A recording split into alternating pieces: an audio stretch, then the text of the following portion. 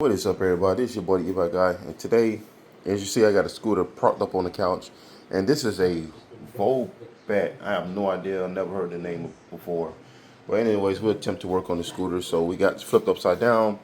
We got screws. We're going to take the deck off, or the bottom of the deck off, so that way we can expose the controller, because it will not go. It turns on, but will not go. And I had plenty of e-bikes that did that.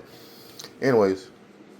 So we're gonna go ahead and unscrew this and see what we're looking at as far as control, because we're gonna be replacing the controller on this scooter, and so the customer can have it and be happy. All right, so here, and I brought it outside just because of the fact that I'm gonna be working on this heavily, and prop it up on my son's folder is an idea instead of propping up on the couch. So we have where the battery at, and we have the controller. So it's a pretty small controller. This is not a dual mode controller, but I'm pretty sure the controller failed because the battery, it does come on. It does show full bars, but it just doesn't go.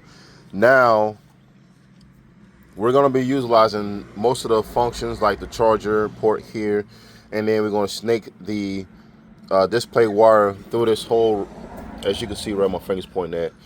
And these right here has JST connectors, so these things right have JST connectors, so which is ideal. Let me show you what the controller we going to be using.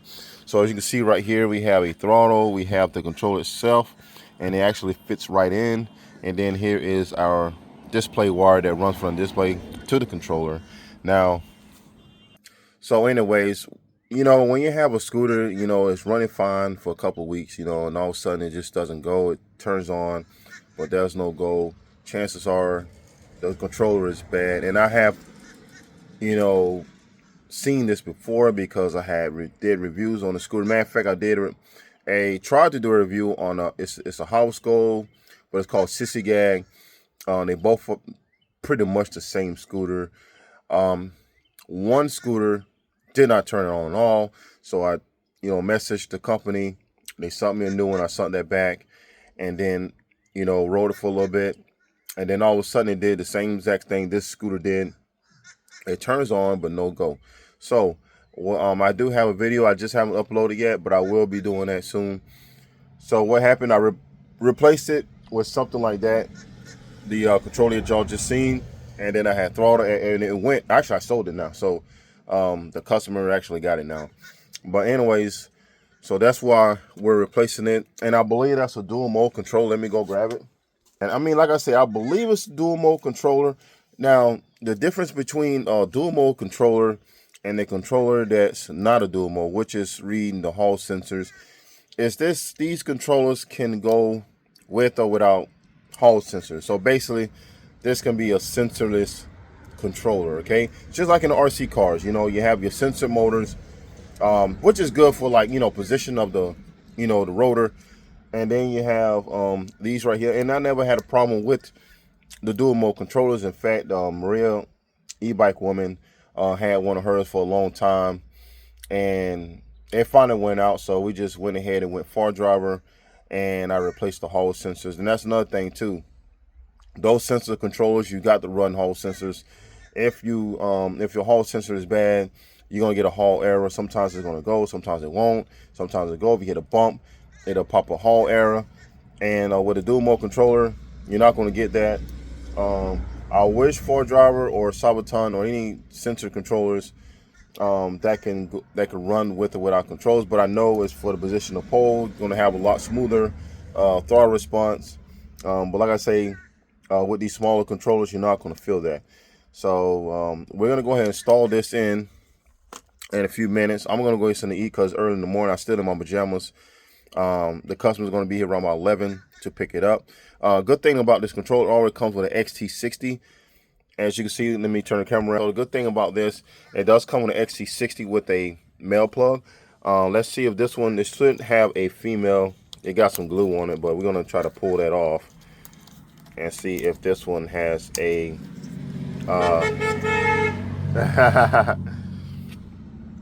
so yeah, so this one has a male plug as well. So this basically a direct fit. All we have to do is plug that in, and then we're going to this is the Hall sensor. So what I'm going to do, I'm going to see if it runs without the Hall sensor, and if it does, what we're going to be doing, we're going to leave it as that. But if it doesn't run without Hall sensor, I will make a XT60 connection with this one right here, because this is where the Hall sensor is. It is seems to me like a 5-pin wire, I believe. Yes, it's a 5-pin wire, but it doesn't have the temperature switch, I believe. So it doesn't have the temperature switch in it. So one of them's left unused. No, my bad. No. So it's 6-pin is for the temperature sensor. So this is a 5-pin. So using all the all the connections. But anyway, so we're gonna go ahead and undo this controller, and we're gonna slap this one on in. Probably Velcro it in. It's not going nowhere once we put the cover back on. But yeah. Okay, so I did have to make a connection for the Hall sensor just because I didn't want the error code to pop up, but this does work without the Hall sensor connected, okay?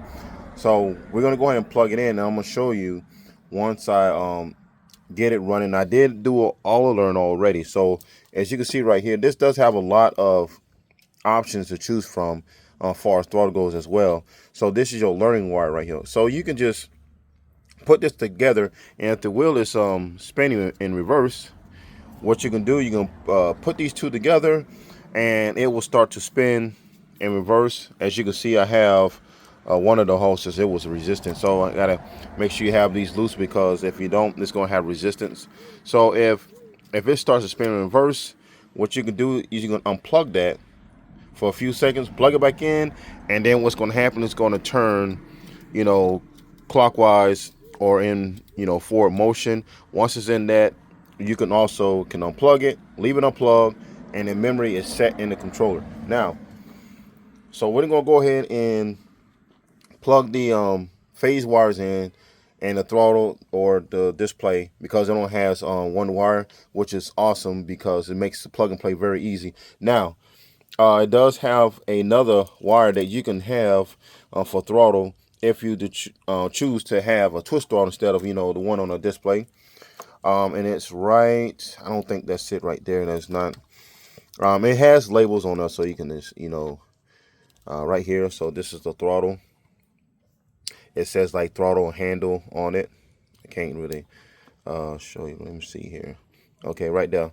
So it does say throttle handle, and you can hook up a twist throttle on this controller as well. Actually, this controller is powerful than this one. Same form factor, same size. This is a 17 amp max. This is a 20 amp max. Okay, so it's going to give you a little bit more power and acceleration than this controller right here. Now, we're going to go ahead and show you about the dual mode setup. That's controls with 3 modes, but we're going to go ahead and set it up, and we're not going to plug the Hall sensor in, but I'm going to show you that it still works. Okay, so we got it hooked up. Now I'm going to show you the dual mode function. So let's see the motor wires right here. This is the Hall sensor plug. I did make one, which is right here, with some JST connectors. And now we're going to turn it on. Okay.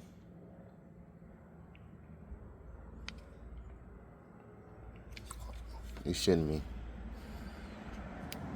Okay, so all right, I had the LCD wire, the display wire, plugged in to the LCD display to the scooter. So I was trying to figure out why it wasn't working, and I had to retrace my wires. And this is another thing about doing this DIY. You know what I mean? And going through triple checking your connections. So I was wondering, like, then it was working a few minutes ago, and now it wasn't working. So this is the correct connection. Obviously, the display had a male side as well. So I had this display plugged into the display down there, and it wouldn't work. So, wow. Okay, now, so here is the Hall sensor connector. And the Hall sensor connector is right here. I need to go ahead and get rid of that.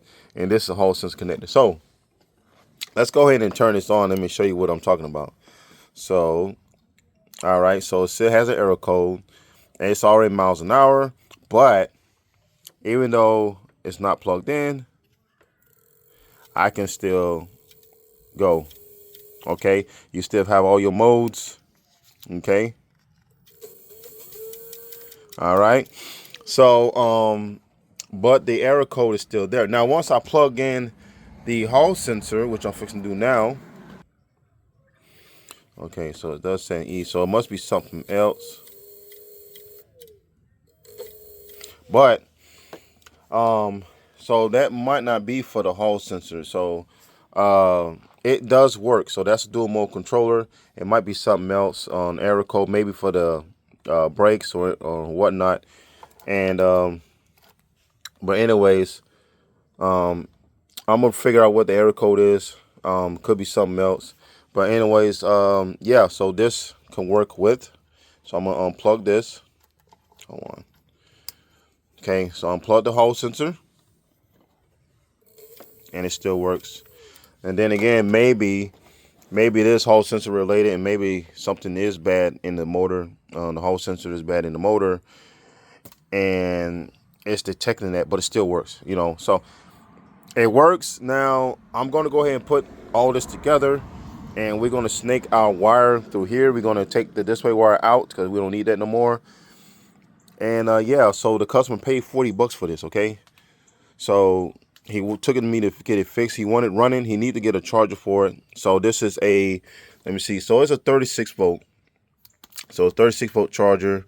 Almost 37. So the max is 42. So it's 36 volt. Maybe I need to set, maybe it's on 48 volts, and I need to set it down to 36. That's probably what that is. I will figure that out in a minute. But we're gonna button this up and flip it over, and then we can mount the display up, and then we'll get it figured out. I'm done. So here we go. We got the vobet scooter. I don't know what kind of hub mode it is. It could be like from 350 to 500. I have no idea what size that is. We have the throttle on with the brakes, so I had to take the old throttle off, and had to. This is supposed to be like an engine brake, but it doesn't work. And got the wires on nice tight. The bottom of the cover with the deck, nice and tight. Customer just came by, so he's super excited to get this bike. So we're going to go ahead and test it out right quick and see how good she is. I'm going to be putting my phone right here, so that way y'all can see me. And we're going to turn it on. All right, and then we're going to do like a little put on the mode 1, 2, and 3. Oh shoot, this thing got 5. Holy crap. Let's see. All right. So it works. It works. But you need a battery.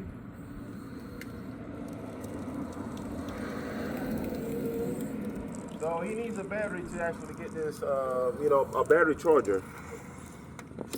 So it needs a battery charger to get it running. So it does have 5 modes. And it is showing about 60%. So it's showing about 60% battery life left. But it does work nonetheless.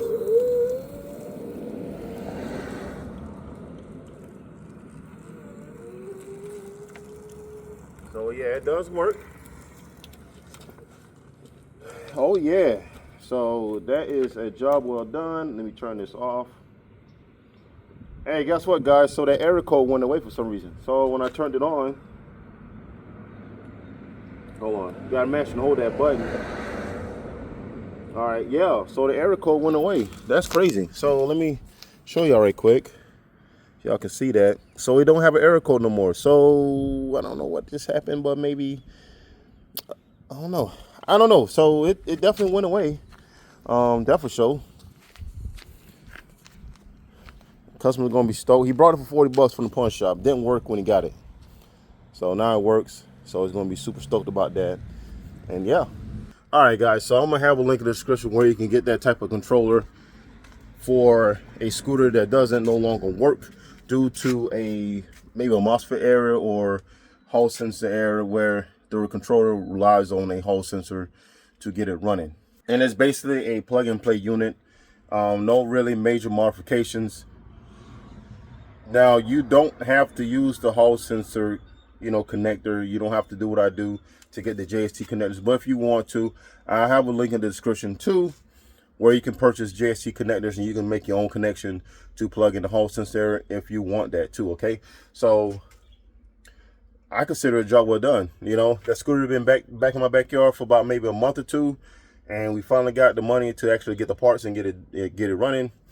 And he is making a trip down to drop off some wood, and he's coming back to pick it up. So he's gonna be super happy. I'm super happy that it worked out. Like I said, hope this video has been very helpful to people that have that same problem as this customer did. And like I say, I have those links in the description where you can purchase those things from Amazon. That's where I got them from. Also, if you use my my link, it's gonna save me a ton of money. Oh, and there he is right now. I'm fixing to go. This is the e-bike guy, and I'll see y'all later. Just took his scooter. He's out of there. He is out of there.